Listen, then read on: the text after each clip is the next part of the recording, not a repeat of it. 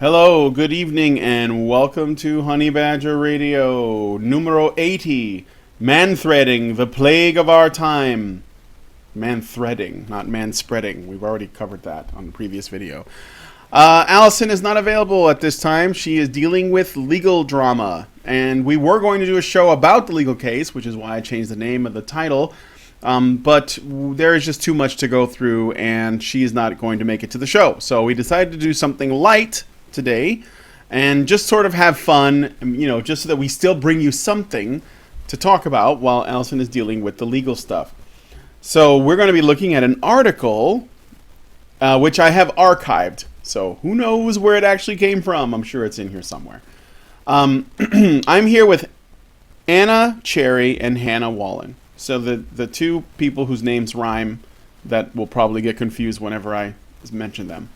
And so I'm going to try and call Anna by her other name, Cherry, and then just call Hannah. So, anyway. That works for me. We'll see if I can keep that up. Thanks for coming on the show. So, let's take a look at this article, which was archived by Gizmodo. Oh, that's who it was. Fuck! I shared it. Oh, well. I think Gizmodo is part of Gawker Media, or at least I know that they used to be. I don't know if they are still, so... This is what we're bracing ourselves for. In a long line of annoying behaviors that feminists have basically decided to tie to just the male half of our species by attaching the word man to it, or some other male identifier, which, by the way, is cis-sexist, according to their own logic, feminists have come up with a new term, manthreading. So let's find out what manthreading is and why men should please stop doing it. This was written by Alana Hope Levinson, a pleasant and beautiful looking woman. I'm not really serious about that. All right, so let's go on. There is this thing that people, mostly men, love to do on Twitter. Something other than harass women and send DMs of their half-chubs. It's called threading, and it's one of the many things ruining my Twitter experience. Okay.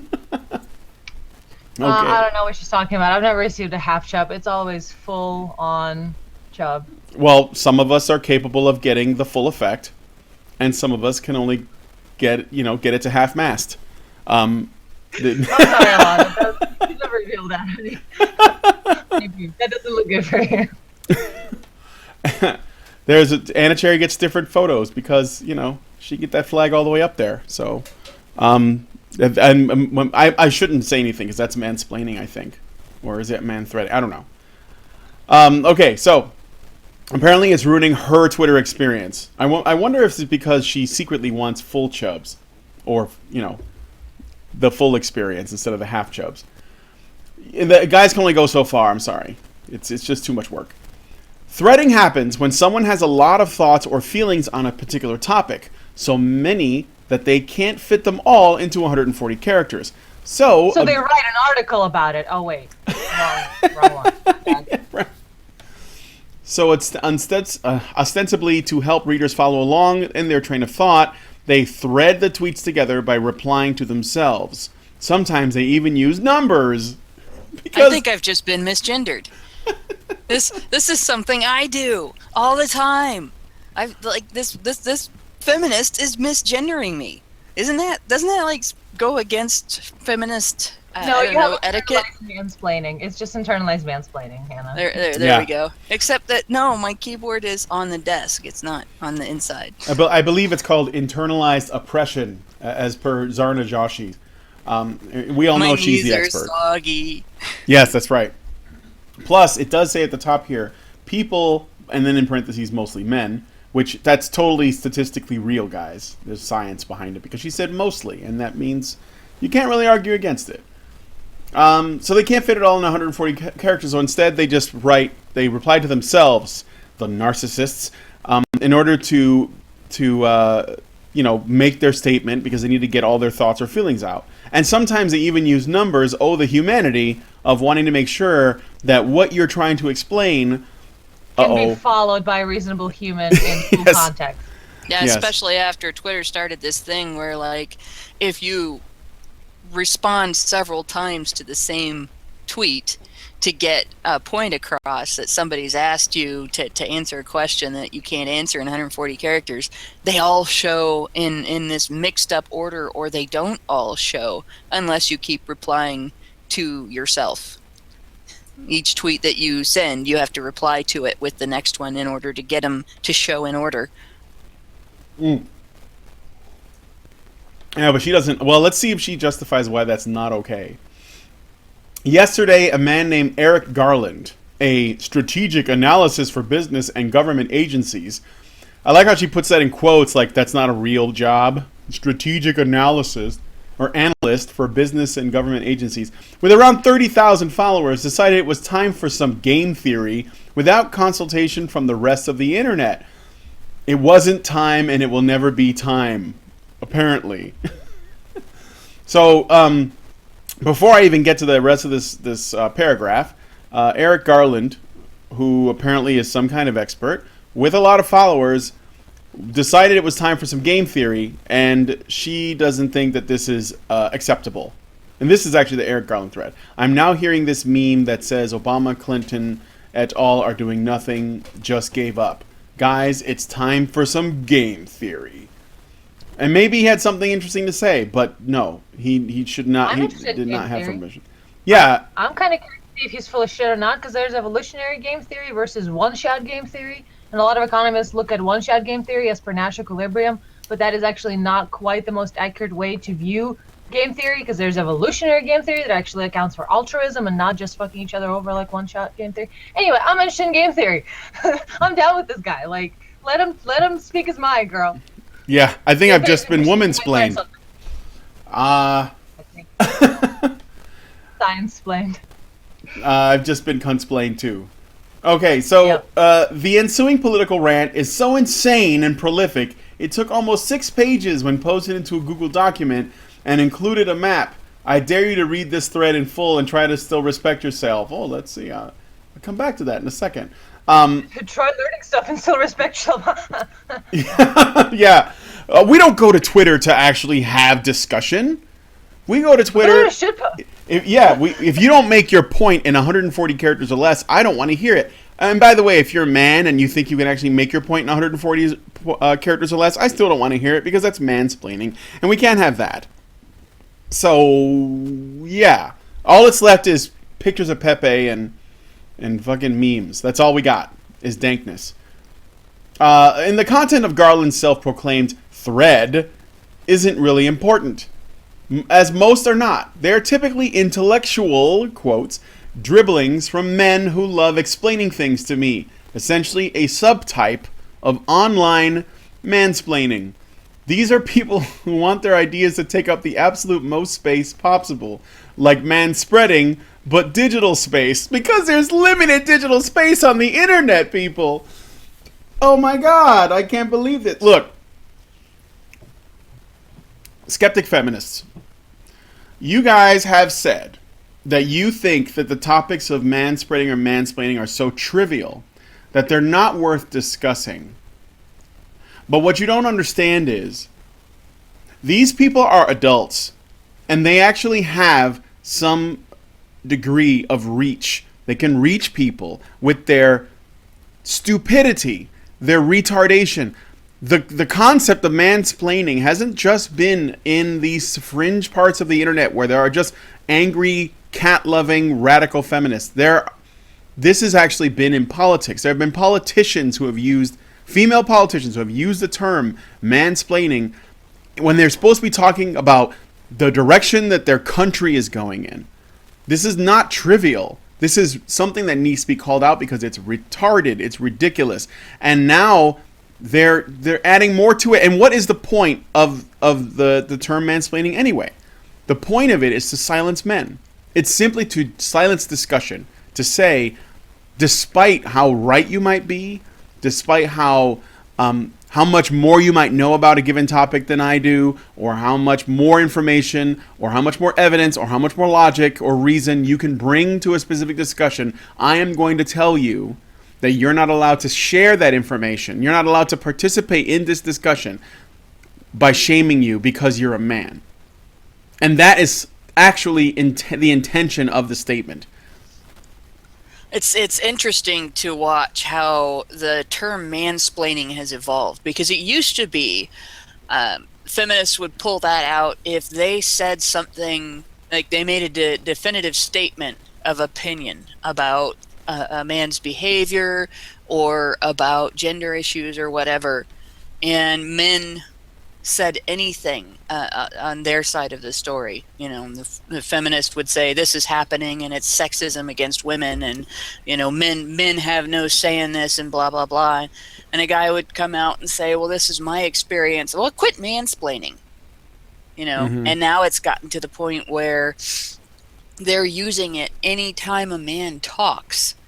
And if a guy is in a position of management or a position of authority, and he has somebody under him that he's telling how he wants a particular task done, it's suddenly mansplaining if the person under him is a woman. And it doesn't matter if he would say the exact same thing to a man, because she's a woman, she has the right to just assume that she knows what's on his mind. And if he tries telling her what's on his mind and how he wants things done, that's mansplaining. It's like it's gotten to the point where it is a woman's way of expressing superiority, not just a woman's way of expressing that women's issues matter and men's don't, but overall total superiority. But feminism isn't about hating men, right? Mm-hmm. These kinds of identity politics oriented arguments, they're just like one step above child playground insults. They're just one step above you're a duty head and that's why I disagree with you. I mean, they're the weakest form of argumentation next to that. You're a voice planer. Voice planers stink. Yes. You stink like poo. That's why you're wrong. You have cooties. Cooties, I tell you. Actually, that's what mansplaining is, right? You have cooties. You have man cooties. Therefore, I don't want to hear from you because I might get infected. All right, let's continue. So it's like manspreading, but it's of digital space. Enter manthreading. Manthreading is when Jeet here, a senior editor at the New Republic, thinks people fucking vegetables warrants 21 points. And I guess there's an image here, but this is an archived link, so it's not there. Manthreading is when Josh Marshall, editor and publisher of Talking Points Memo, decides to fight back against the alt-right's Nazi Pepe by suggesting that Kermit be a political icon for good and using the hashtag I'm with Kerr. Oh, I like that. Funny. Aside from the fact that they're appropriating a children's character for politics, it's funny. Yeah, but I don't know. Pepe's not really a children's character, because I think his comic had like some potty humor in it and stuff, like the one that he was from. So, but yes, I'm with Kerr. It's so embarrassing and was worse than when he had a Kermit AVI. But actually, is the Kermit thing so embarrassing and so cringy that it's cringier than this article about manthreading? Is it really more? Because I don't think it is. I'm enjoying the Kermit thing. Yeah, that actually is kind of funny. Yeah. Or how venture capitalists gasp and how venture capitalist Mark Anderson deciding that 4 threads on stagnation theory were not enough and adding a 5th, the stagnation theory wrap up, 5 out of 5. The best thing about manthreading is how unnecessary it is. There are other tools, blogs, you can use if you have more than a few tweets worth of content to spew onto the internet. Twitter co-founder... Can I just take a moment? Oh yeah, for a please. second? Let's do it. What bullshit that is. This is coming from someone who has a platform that they're writing on for a magazine. However, some of us only have Twitter. Some of us, that is the only place where we have the most followers, the most people aggregating every day to where... Why does Trump tweet? That is his fucking radio. Like, that is his way of addressing the people, because that is where people are. And that's what it is for me. Some people use Facebook, some people use Twitter, but there's one kind of place, especially for certain professionals and like industry, like, you know, economists, journalists, etc. A lot of them are on Twitter as their public profile, and that's it. Sure, they have a blog, but that's not where people go. You hope to get a conversion rate from your Twitter to your actual readers that's higher than like 2%, but sometimes it doesn't happen. Any kind of eye that might see anything you have to say will be on Twitter. That's why this practice of adding numbers, and guess what? Twitter made a feature where you can reply to yourself and it links them together, thereby allowing man-threading. Or just threading. Just because fucking women, threading. yes, Okay. sometimes things take longer than 140 characters. And yet they have a blog, but they may not want to put it on their blog because that's not where people will see it. And also sometimes people talk shit or bring up questions or accusations on Twitter. And so to reply to it there makes just the more sense. Just let it go. Let it go, Alana. Well, it's really funny.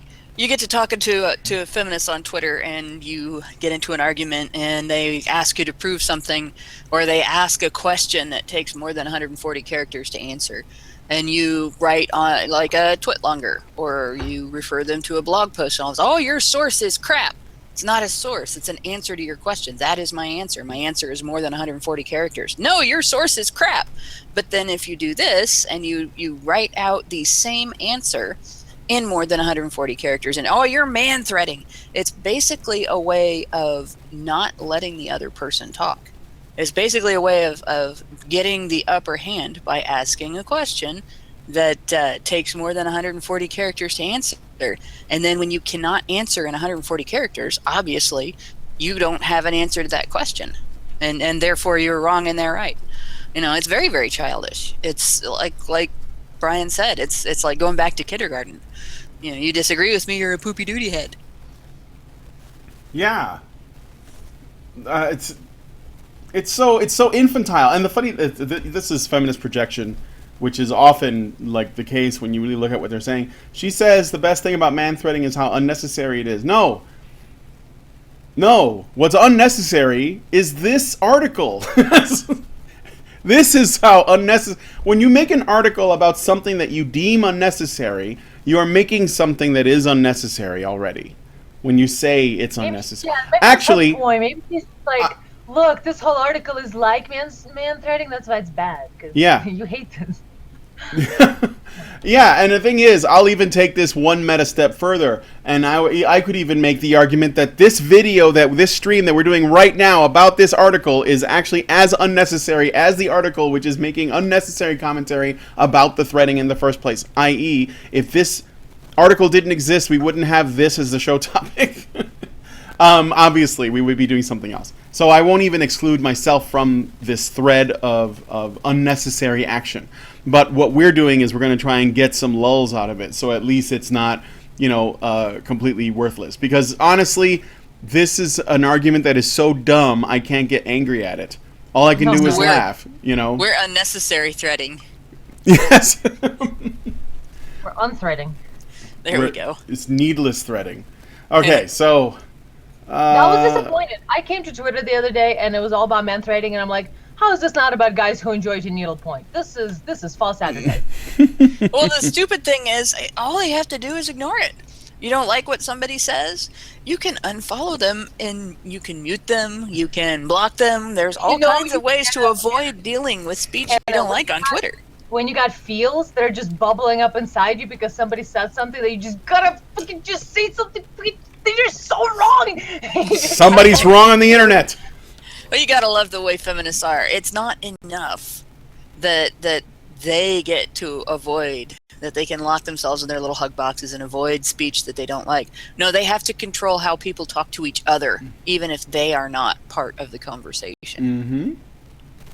Oh yeah, no, they want to safely criticize everyone they hate from wherever they are, whether it's in private or in public. But if in public and someone comes along and says, well, actually, you're wrong because XYZ, they just lose their shit. Like, you shouldn't be here telling me I'm wrong. She even says up at the top, and this is how narcissistic they are. Go up to the top, and she says, it's called threading, And it's one of the many things ruining my Twitter experience. My Twitter. This is my space. The whole thing. And I don't mean the old social media website from the 90s. I mean my Twitter space. My experience. Don't fuck it up by threading and shit, because it's ruining mine. When I go through my feed, I don't want to see that. Basically. Change Twitter. I don't like it. Change it. Now, Twitter co-founder Ev Williams fucking built Medium for this exact reason. So, Twitter, but longer. Why? WYD, what does that mean? Do you guys know? I'll look it up. WID? No. I don't know. I don't know I if do know it's... Medium is where people go to complain about things. What you Yeah. doing? What you doing, What you Manthreaders? Why are people... Look, oh my god. This is a Gizmodo op-ed, I'm assuming. Are we at the point now where we're using like this kind of shit in articles? This is like something you put in Twitter or in your texting. Or is she trying to be funny by putting that in because it's like a... edgy by blurring the line between journalist and like street kid corner. Oh, right. Street corner. There we go. The thing about Manthreaders, though, is that they want their little nuggets to spread as widely as possible. It's not enough to write a great blog and get a compliment on it. They want constant kudos for every point. A stream of high fives for each of their killer owns. Oh my god, the projection in this is just like... I can't even see! It's so bright! It's The screen! It's too bright. And we're staring straight at the projector. Can you turn it around, please? It's Yeah. burning our Holy retinas. shit. They want constant kudos. So they're the insecure ones. Even though, when you want to make a point and talk directly to people, Twitter is actually better than going to medium.com and then writing up an article. I could see how maybe you might write up your blog piece on Medium and then maybe make a Twitter to link it, I guess. But I don't know. I just don't think that the threading is all that big a fucking deal. Sometimes you just want to make a point, but you need multiple, tweets to get it across. And sometimes people are just sort of doing a stream of consciousness thing. It's not like he's proofreading his fucking tweets to make sure that he's got his, prose ducks in a row. He's just sort of going on a stream of consciousness and making his point. Or maybe he's just that badass and he makes good points to where, like, let's say 4 out of 10 tweets are have a mic drop in them. Because she's like, oh, he just wants a high five for each point. Yeah, maybe he just made a really good fucking point that you didn't like, and now you have all these feels that you gotta explain to yourself away in this article. Just calm the fuck down, girl, and go see a therapist. Talk your feels out. Think about your thoughts. You got some problems up in there. Reply to some of those guys that have sent you their half chubs, and then maybe you can I don't know, maybe you can get something out of it yourself, and you'll be so much happier. Well, we're talking about man-threading. We've got Scott in the chat. We should bring him in. Oh. We got 2 female voices on this and 1 guy. I know, it's too much gun threading. We should get some equality up in this bitch. Hey, Scott, if you want to come in, I'll send you a link, and we can add some more pickles to this jar. There we go. But let me keep going. I actually have another article if this one, because this one's almost over. All right, the thing about Manthreaders, though, is that they want their little nuggets to spread as widely as possible. Okay, so then I think they also like the idea that tweets seem easy and casual, as if they are quickly firing off pearls of wisdom. Not at all rehearsed. But we all know y'all have a Word doc at the ready, honey. Winky face. Ugh. So she just told us something about herself. Yeah. Oh, absolutely. So in conclusion, here's my fucking thread, and I can't see it. So and you know what? I would go to her Twitter, but she's probably got me blocked already because she's on Gizmodo. Perfect. That's too perfect. I'll go look at it. But there's her thread, and it's a big old empty space that takes up too much. Yes. Exactly. Do eat. Okay, so Scott wants in. I'll bring him in.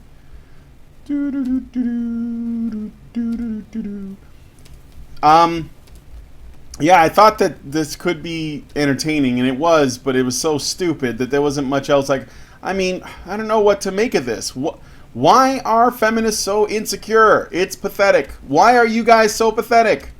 Because they know they're wrong. Why, guys? All right, Scott, here you go. Apparently, she does not have me blocked, and her banner is "Girls don't like boys, girls like memes and money." So, yeah. Oh. This is the thread that she sent. This is the one with the game theory. I'm not going to go through the whole thing, but it is pretty long. It looks like it's pretty thorough too. But there's also some, stuff written in it that you might not put on a blog. Like all caps things and expletives and whatnot. I don't know. Oh, hi everybody. Oh, hi, Scott. Oh, hi. Hello. Oh, that story you were telling, Brian, it's so ridiculous. Oh, it is. It gets better. I got another one. We're gonna go through one more. Yeah. This one is a little bit more. It's pretty nerdy though.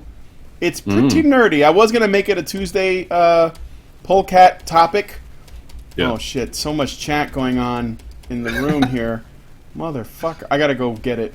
But I'm kind of bummed out. I missed out on the Manthreading thing. I was just like, oh what? Yeah, I probably should have. I could have just asked you like right off the bat, and I didn't even think about it. I'm a dick. It's okay. It's okay. I still like you. I think you're a cool guy. Well, thank you. I do all right. I like Hannah and Anna too. They're both cool people too. I like them. You are a sweetheart. All right, here's the other. Drunk. What the hell? Here's the other article. Fucking Taku. Oh god. You know what? I remember when I talk a little bit about Kotaku as well as IO9.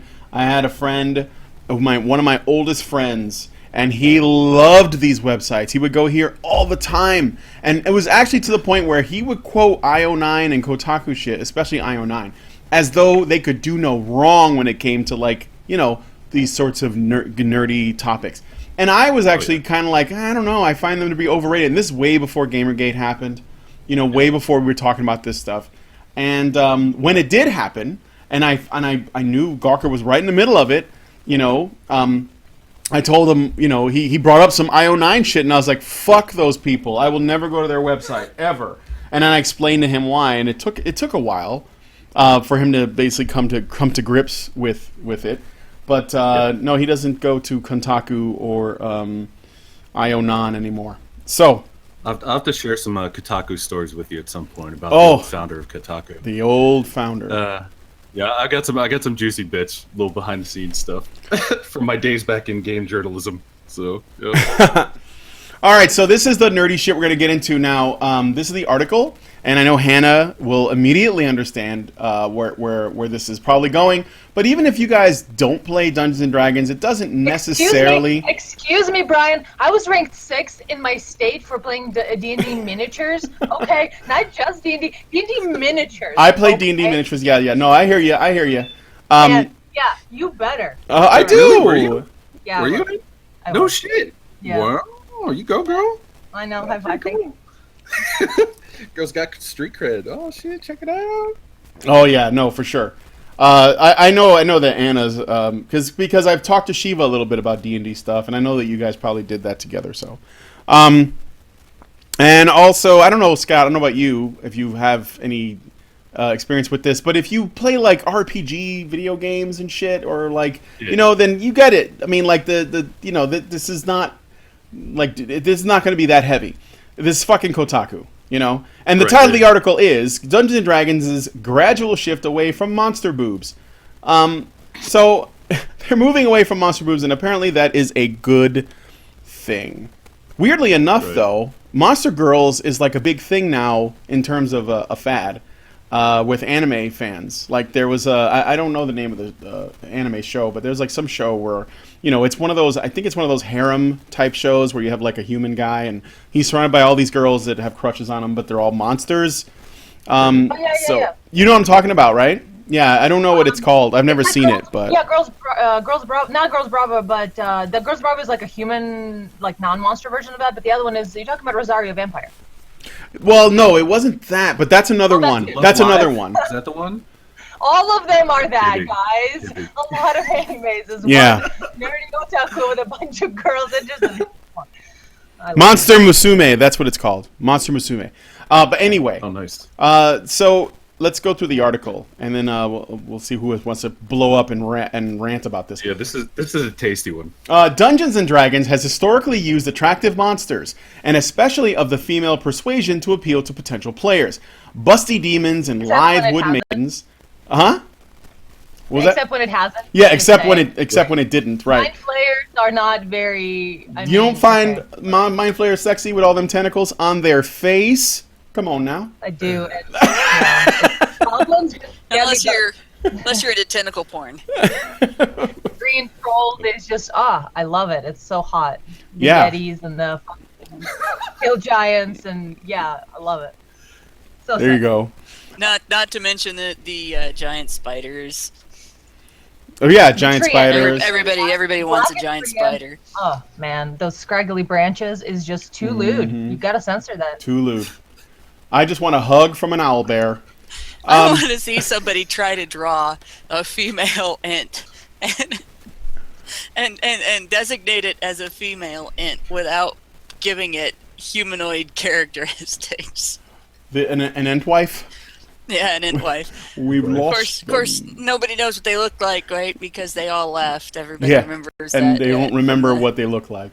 They all left because what was it? Tolkien said the Ents didn't treat them right, so they all left. So the little gynocentric Lord of the Rings there. Mm-hmm. A little bit. All right, so Busty Demons and Lithe Wood Maidens populated its source material, namely its monster manual, throughout the last 40 years. First, we already said most of the monsters in D&D not attractive, so I don't know what this means by saying historically used attractive monsters. I mean, most of them weren't, and even some of the female ones, although yes, there were attractive female monsters. But a lot of times that's because the source material that Gary Gygax was pulling from usually described them as attractive. For example, and I know they're going to get to this, but like fairy women, elven women, Lamias, even Medusa wasn't, had curves. So, but You know what, Scott? there's a precedent for this, though. If you look at classic literature, there's a precedent for this. This is, and I think D&D definitely takes inspiration from classic things. Like if you want to talk about harpies and succubus and mermaids, there are many monsters. Sirens, harpies. Sirens. There you go. Yeah, there is a precedent for this. It's not like they just did this out of. I mean, granted, maybe it's a little tropey if you want to go that route, but still, it's not like they're just doing it to do it. There are stories about these alluring female monsters bringing men to their dooms. It's exactly. It's not just like, we just want to make a big titty lady with the fucking monster thing. Yeah. And in fact, that's probably part of a feminist objection, is that some of these monsters, the lore on these monsters is that they use their sexuality and they exploit male sexuality as their weapon against men. And so it shows female sexuality as a weapon, something that feminists don't like to acknowledge at all. It's sexual power, and you're right. I mean, that was the thing I was getting at, is when Gary Gygax came up with the monsters for the Monster Manual, he did not make them up. He was pulling them from literature and other stories. He was pulling them right out of there and saying, I want that in here. He pulled from Greek mythology, Celtic, all these different things, and just pull them in. And a lot of times the women were alluring, and that was part of their power. That was the point. So the succubus is classic, and I know that they're going to bring it up, but all right. So D&D, I already read this bit. With recent additions and supplements, D&D has phased out its bare-chested female monsters and included more sexy male monsters, making it clear that the game is going in a different direction. Now, as the game's 5th edition, released in 2013, works to bring in a bigger audience, you'll see fewer bare breasts and more abs in the Monster Manual and its fall 2016 supplement, Volo's Guide to Monsters. Recent design changes... Go ahead. There were already abs in the Monster Manual. Absolutely. Right. This goes back to like 1st edition. There were creatures that were humanoid, that were shirtless, and there were already abs in the Monster Manual. There just were also big, scary, ugly abs. And the other thing is that, the big, scary female monsters were not sexy. Some of the big scary male monsters were made to look like what feminists would call the male power fantasy. They still had to be properly built, I guess you could say. And it's actually a double standard in the other direction. What are they talking about? It's like these people never actually played the game. Oh yeah, no, they're heaping. No, it's like, yeah. First off, they probably didn't play the game, but they're heaping praise for something that is not deserving of praise because it already existed before. I mean, going back to the 70s. Any of the genies and stuff. No, they didn't. Somebody just linked them a fucking JPEG or online search to Monster Manual D&D, and they were like, "Look, boobs, bad," and that's their extent of their knowledge of it.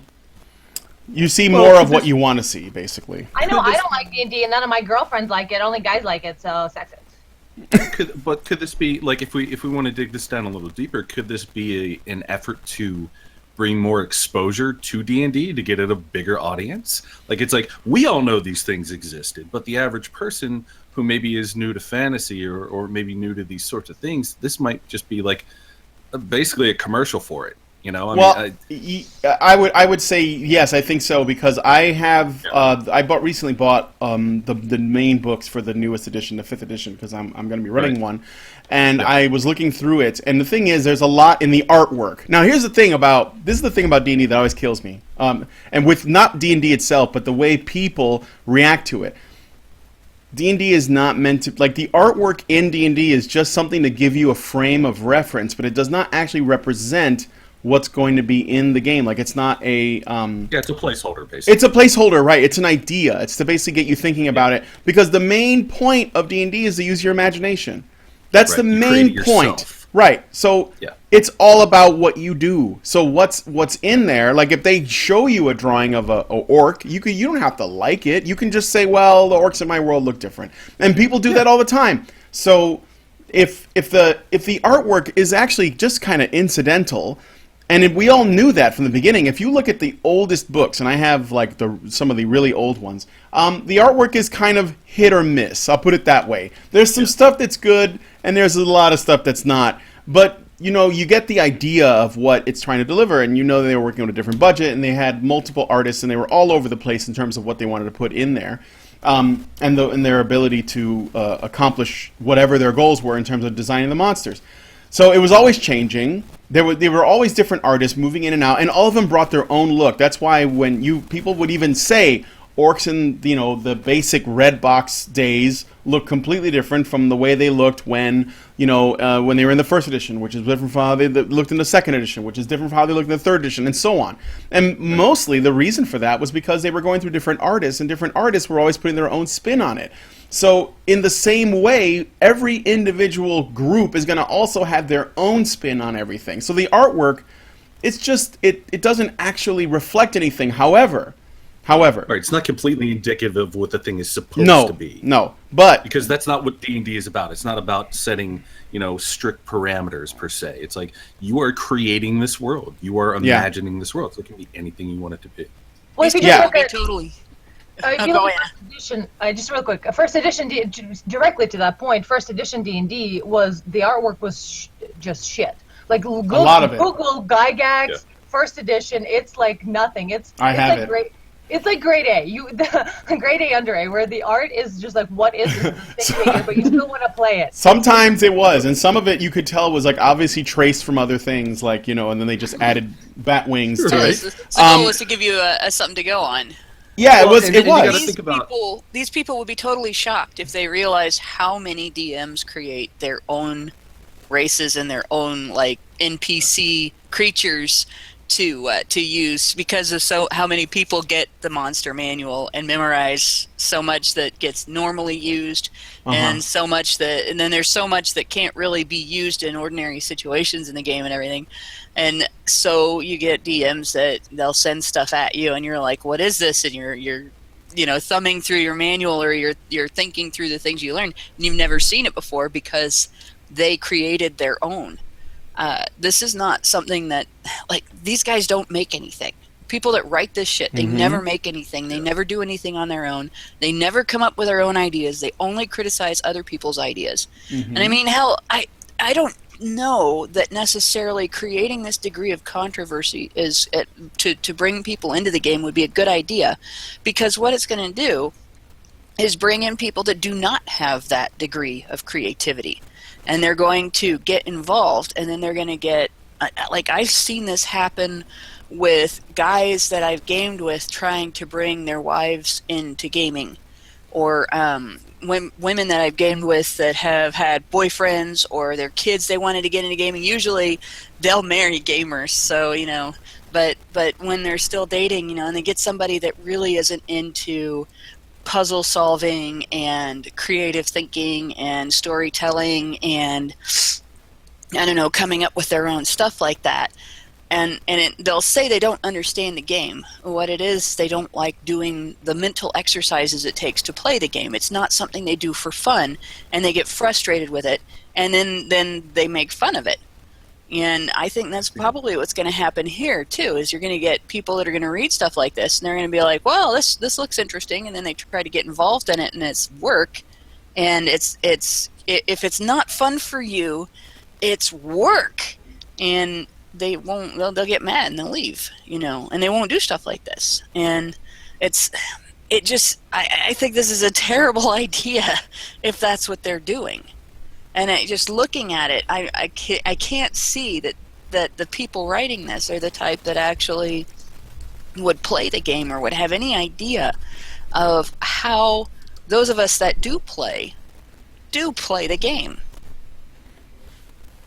Yeah, and I want to speak to Scott. You mentioned, like, are they doing this to kind of like try to attract a broader audience? And I was speaking to that, but I wanted to add to that point, because I think that is correct. And what I was pointing out is that when I was looking at the artwork for the new books I bought, I noticed that there was a lot of they felt, you see a lot of ways they approach different sorts of character designs when they ask different artists to do stuff. And I noticed with this newest edition, it felt really forced. Like there were a lot of diverse races, not races in terms of fantasy races. I mean, like the human races. Like, oh, here's a fighter and it's a black guy with dreadlocks, but he's got European armor on, and I'm like, it's like they're ticking okay, all the they're ticking all the check boxes, and and diversity quota. Yeah, got to fit the diversity quota exactly. But the thing is, I don't care about that on its face, because again, it's just artwork. But what I think it is I think it is what you're saying, and on top of that, it's a reaction, because when there's a business, I think there's a business aspect to this too. When they made the 4th edition, the first of all, it was a drastic change from previous ones, and people were not happy with it. And then at the same time, Pathfinder came out, and when Pathfinder came out, they had also, not only did they go with what had worked from 3.5 and they just added more rules, but they also went really far with the sort of diversity SJWE approach to character design. So they did it in the artwork, and they also did it in the language in the book. So they basically said things like, well, gender, we believe in equality, so make whatever you want, even though that never needed to be said in any previous edition of D&D. Like they used to penalize women's strength score, I think, but that was like in the very, very, very first version, back when it wasn't even an RPG and it was actually more like a war game kind of thing. But for whatever reason, people like today, they don't let that go. They're holding on to it like it's still going on, even though that's ancient, and they got rid of it. Go to waste. No, yeah, exactly. Go to waste. So I think that the funny thing about it was, at the time that I think that was phased out, it wasn't so much that it was sexism that was the big objection to it. It was that it was too real.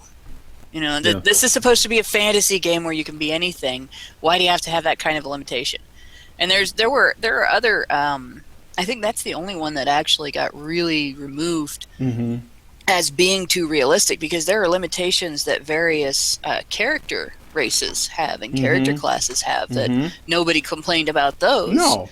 But as soon as a limitation is placed on gender, then boom, you get people that are going to be upset. Yep. But that's again, I think, just from my own experience, it was like, well, that's just too real world. I mean, these are supposed to be fantasy women. Fantasy women are supposed to be able to do things that real world women can't. That's the whole point of playing a fantasy character, is to be able to do things that a real world character can't. So the limitation disappeared.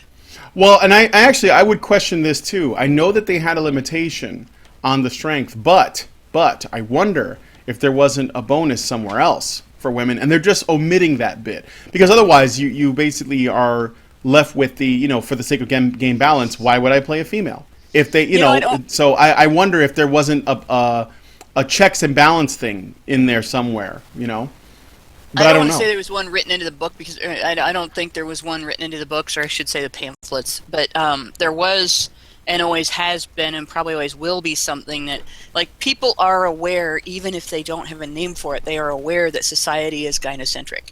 Mm-hmm. And so there are things you can play your female character doing and getting away with. And your female character can use her sexual power if she has a high charisma, or back in the day when comeliness used to be a character trait, and so your character was very beautiful. You could walk into a shop and put your boobs on the counter and get a lower price. You role play things now that's a realistic thing as well. And you role play things that people do, but that's a power that's not a written rule. It's one that people know about. So, and that is an offset.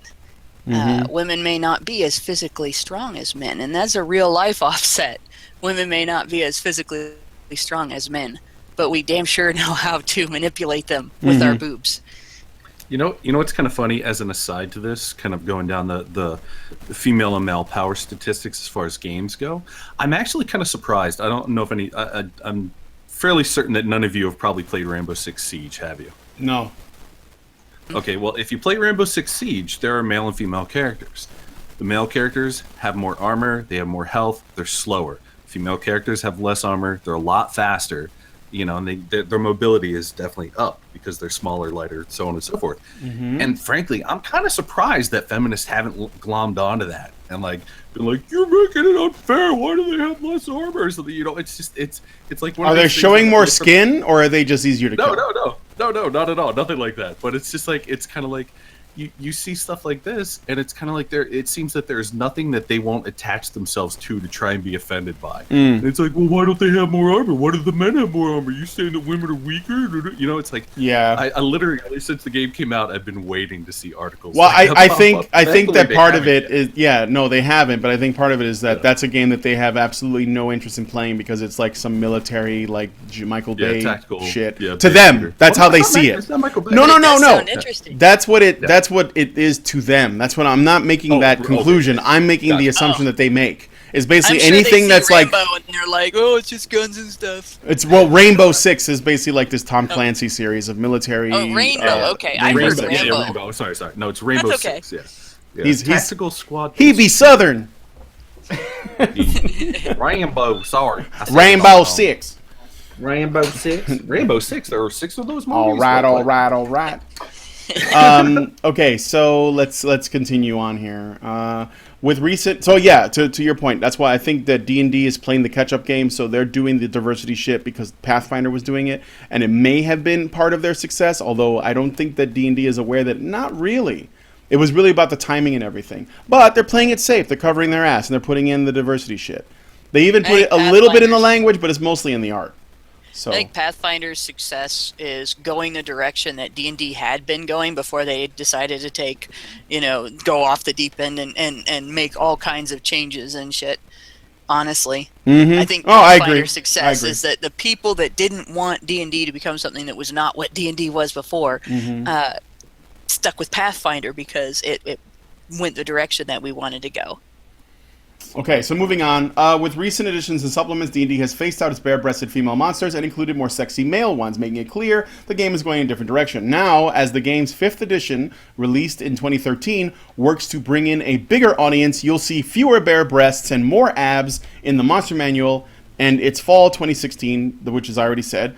Recent design changes to the game's beasts reflect how D&D meditated on its own marketing practices. All right, well, here's one thing I will say this too, though.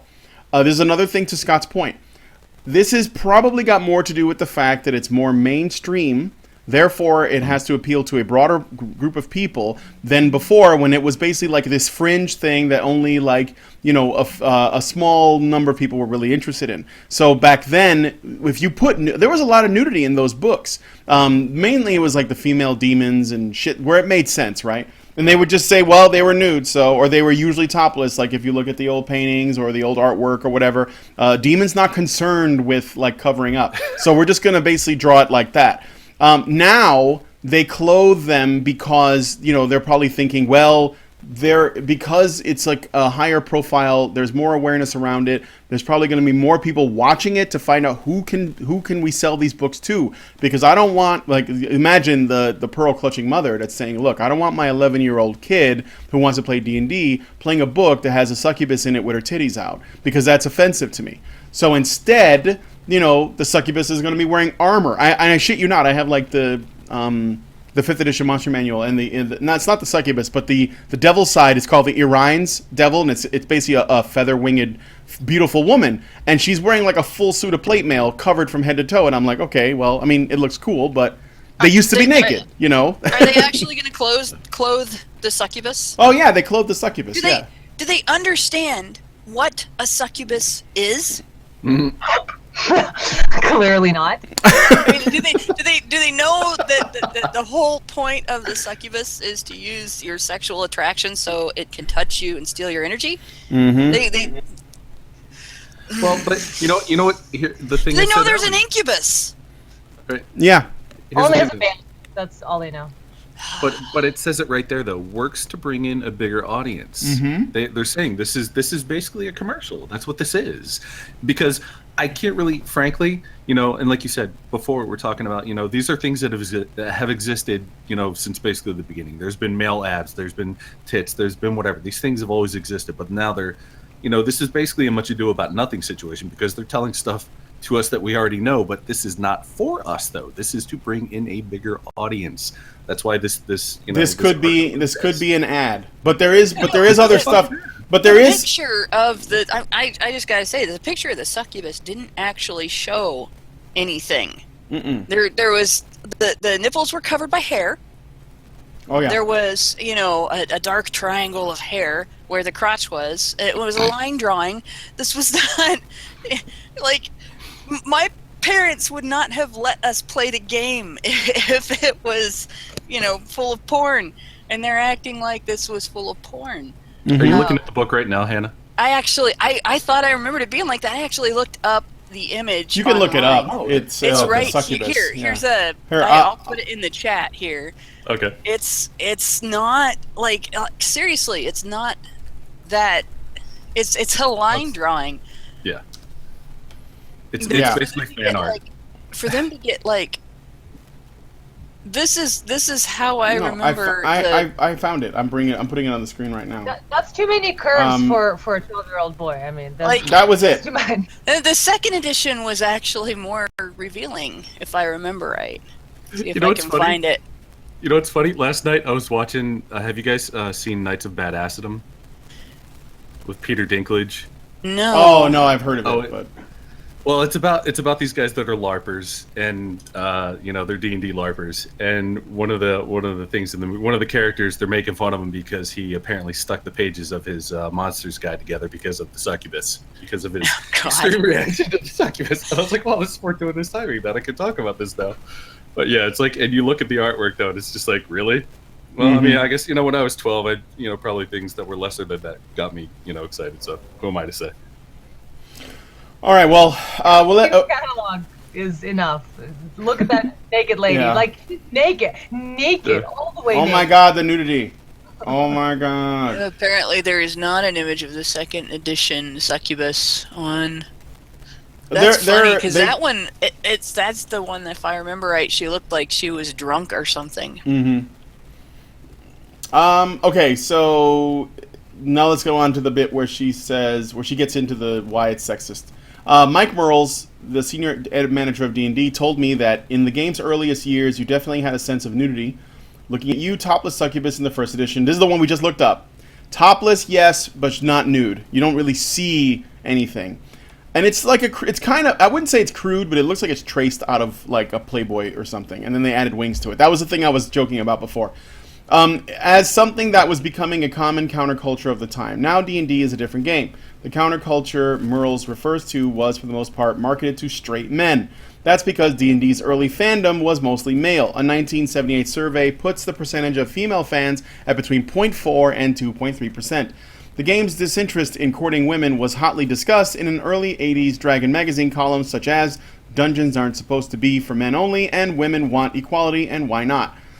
In AD&D, players could reference a harlot table, an array of 12 brazen strumpets or haughty courtesans. All right, I want to make a comment on this before we move on. D&D women were not disinterested in D&D because of sexism. Women were not interested in D&D because it did not appeal to them. It's not like Gary Gygax makes the game he wants. Is what happens. First, he makes the game he wants to make, and then it attracts the audience that is interested in what he made. Some of them were female, most of them were male, because it's something that appeals to men. But I don't think that a woman... I don't know what you're talking about. I've never been in a gaming group that didn't include at least one girl. That's Well, true. and I've been in gaming groups with a girl, too. Girl. But Seriously, they like to pretend, though. They like to pretend that it's the same thing as making a set for, like, an engineering set where you have, like, little wires and, like, a little miniature soldering iron and all that, and saying that girls don't buy it because the case is off-color blue. Or, like, it's, like, turquoise. And girls are not buying the soldering set because it's blue. No, they just don't give a shit. That's not their purpose, so to speak, in evolutionary purpose. Women and tools don't go together in the same way as women and socializing and dolls and babies do. It's just one of those things that we still have in our instincts and our genes. We got to get it out, maybe, but maybe we never will, because that's just how things work. That's how men and women come together into yin and yang. It's okay. But some girls do like engineering sets. You just need to chill the fuck out and let people pick what they pick, and then make up your mind about who likes what afterwards. See, they talk about preconceived notions and what society decides people should do, and they're the ones fucking doing it. Mm-hmm. And it's really annoying that, like, they'll discover something like D&D, and they'll discover it 20 years after it has existed. Feminists and social justice types, and they'll come along and they'll be like, "There's no girls involved in this," and they'll invade it, and they'll act like the girls that were already there don't exist. Right. And what we did and what we liked and what we were interested in isn't important, and all of a sudden it has to be their way or the highway. And if we don't like it, we're suffering from internalized misogyny, or we're mansplaining, or we're just trying to, we were the only girls and we were popular and now we're jealous because they're there, and just all kinds of shit like that. No, we're having fun doing this thing, and we don't want you to come in and change it from what was fun to the way you want it to be, because the way you want it to be is not fun. Mm-mm. Oh my God, how unfun would that be? Scott? Let me point something out too. Let me point something out here. This article is not for you guys. It's not for me. It's not for our audience that knows about this stuff. This is an article written for the normie in mind, basically. What they're doing is they're trying to, when I read this initially, I was just like, this is, I didn't want to say it was propaganda because it wasn't that ham-fisted, but there's kind of elements of it that are kind of like, they're creating this fiction. They're creating this, because Hannah obviously knows, because she was there. Anna knows. She was there. You were there, Brian. You guys know about these things. So when you read these things, it's like, it's a bit of an affront. It's like, what? That's not the way it was. Mm-hmm. But the normal person doesn't know that. So this is kind of like, the normal person is going to read this and they'd be like, oh, wow, that was terrible. Why did that ever happen? That's so bad. But then they're going to try and make them interested in this thing because this is a commercial to some extent. They're trying to open the audience. They're trying to bring in new people that don't know anything about this. And sadly, part of what we've seen very strongly over the last 2 years is part of bringing in new people is often an appeal to an emotional response. I'd be surprised if Wizards of the Coast would actually allow them to write an article basically saying that D&D was horrible and sexist up until just now. I don't think that's the. I mean, I don't know, but I mean that would. If this is the ad I think that it's a really bad ad.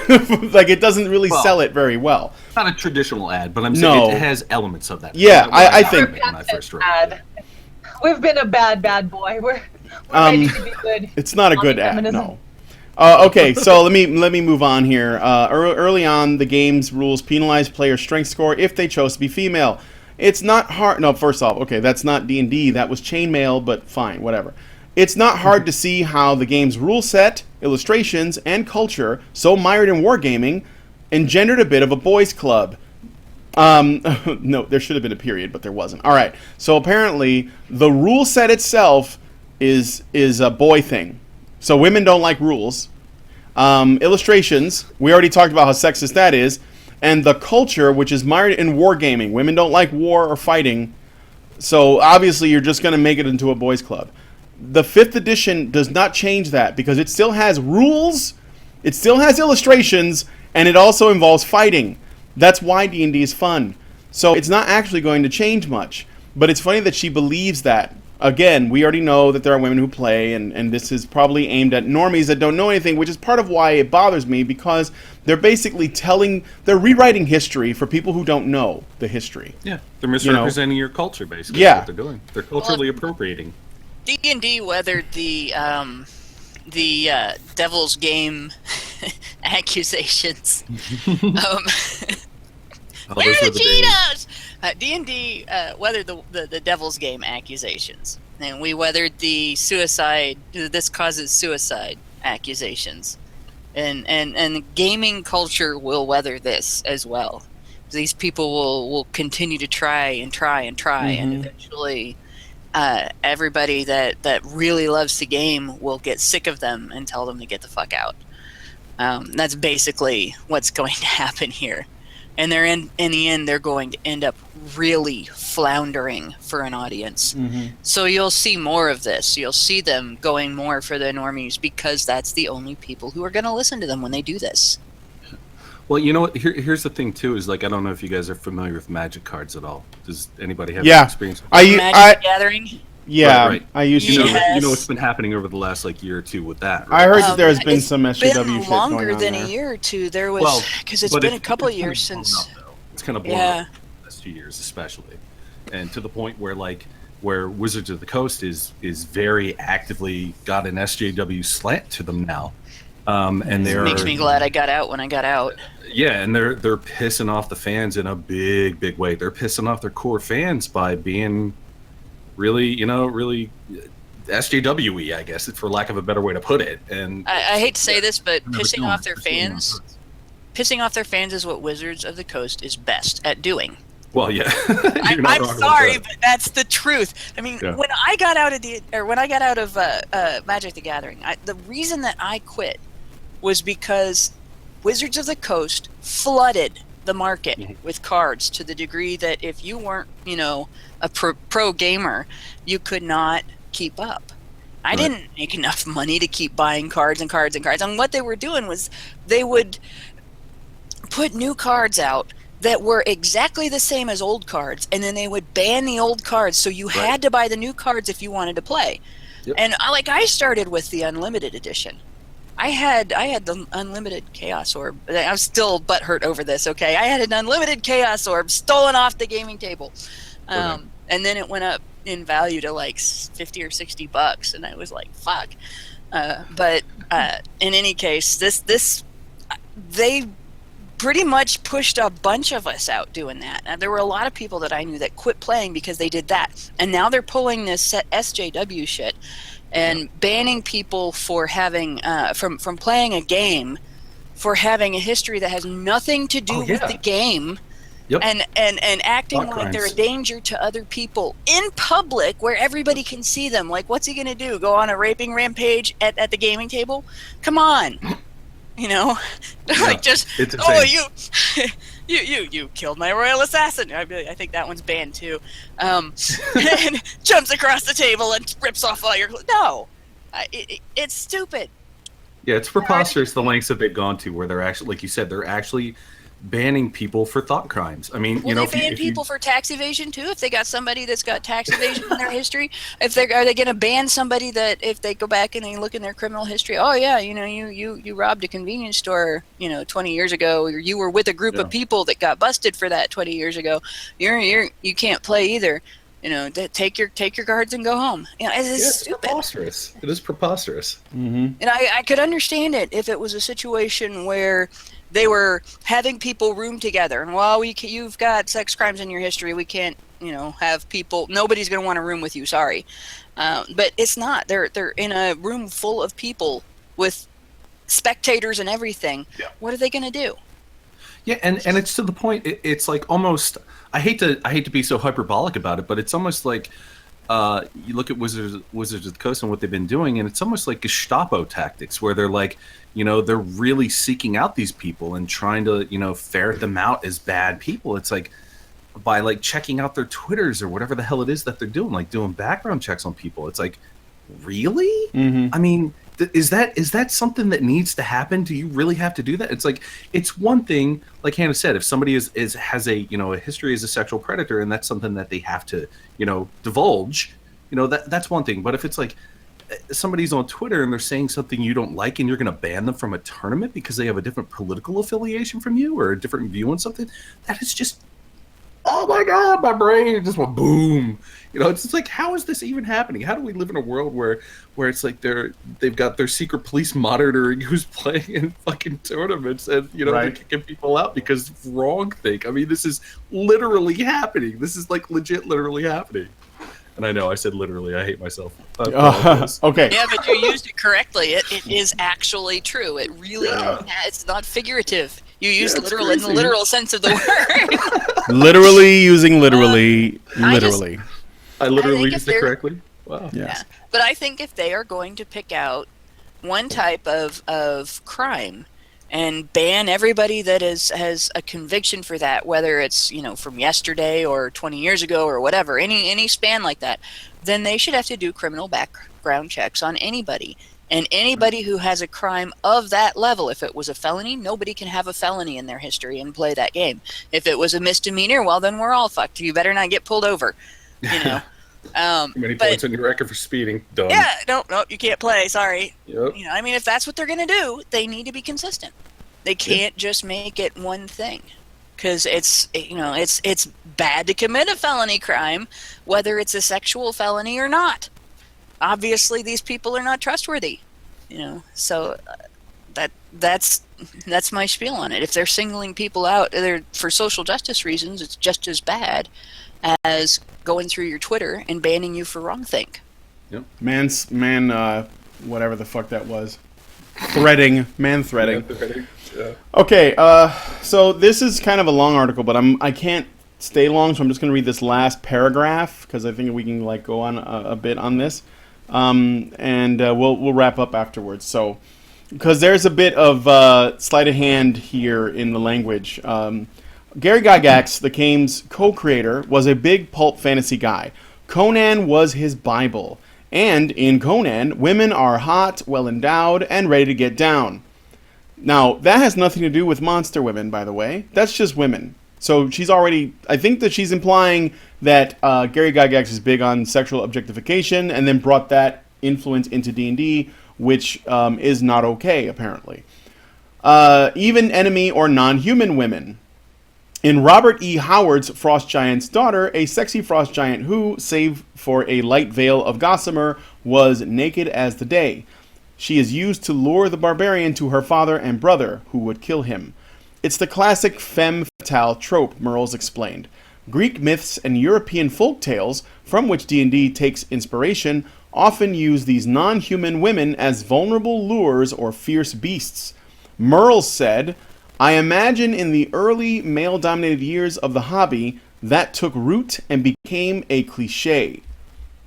Okay, so... Wait, so which is male-dominated? Wait, what is it? What is it? Vulnerable lures or fierce beasts? They can't be both. Well, I mean, when you're talking about things like sirens and harpies, they are.